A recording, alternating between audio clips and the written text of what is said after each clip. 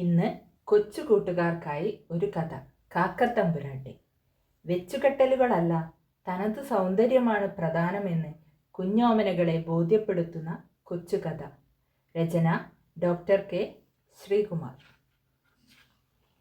ഈ അമ്മ ഇതെവിടെ പോയി? വേഗം വരാമെന്ന് പറഞ്ഞു പോയിട്ട് എത്ര നേരമായി? മരക്കൊമ്പിലെ കൂട്ടിൽ തനിച്ചിരുന്ന് കുഞ്ഞിക്കാക്കയ്ക്ക് മടുത്തു. കാക്കക്കൂട്ടിൽ അമ്മ കാക്കച്ചിയിട്ട 5 മുട്ടകളിൽ ഒന്നേ വിരിഞ്ഞുള്ളൂ. അതാണ് കുഞ്ഞിക്കാക്ക. കുഞ്ഞിക്കാക്കയെ കണ്ണിലെ കൃഷ്ണമണി പോലെ നോക്കി അമ്മക്കാക്കച്ചി. കുഞ്ഞിക്കാക്കയുടെ വയറു വിശക്കാതിരിക്കാൻ ദൂരെ ദൂരെ തീറ്റ തേടിപ്പോയതാണ് അമ്മക്കാക്കച്ചി. മടുപ്പ് അസഹ്യമായപ്പോൾ കുഞ്ഞിക്കാക്ക തൻ്റെ കുഞ്ഞിച്ചിറകു വിടർത്തി പറന്നു നിലത്തിറങ്ങി. തൊട്ടടുത്തുള്ള തോട്ടിലെ വെള്ളത്തിൽ കുഞ്ഞിക്കാക്ക സ്വന്തം രൂപം കണ്ടു. തനിക്കെത്ര ചന്തം പോരെന്ന് അവന് തോന്നി. പ്രാഞ്ചി പ്രാഞ്ചി കുറച്ചു ദൂരം ചെന്നതും എതിരെ വരുന്നു ഒരു കോഴിയമ്മ. സുന്ദരി കോഴിയമ്മേ, എൻ്റെ ചന്തം കൂട്ടാൻ നല്ലൊരു കോഴിത്തൂവൽ തരാമോ? കുഞ്ഞിക്കാക്ക ചോദിച്ചു. കുഞ്ഞിക്കാക്കയോട് സ്നേഹം തോന്നിയ കോഴിയമ്മ ഭംഗിയുള്ളൊരു തൂവൽ പറിച്ചു കൊടുത്തു. അവനത് സ്വന്തം ദേഹത്ത് ഒട്ടിച്ചു വെച്ചു. പിന്നെ കണ്ണിൽ കണ്ടവരോടെല്ലാം ഓരോന്ന് ചോദിച്ചു വാങ്ങി കുഞ്ഞിക്കാക്ക. മയിലമ്മയോട് ചോദിച്ചു വാങ്ങിയത് കണ്ണുള്ള വലിയ മയിൽപ്പീലിയാണ്. കുയിലമ്മ തൻ്റെ ഒരു കുഞ്ഞിത്തൂവൽ പൊഴിച്ചു കൊടുത്തു.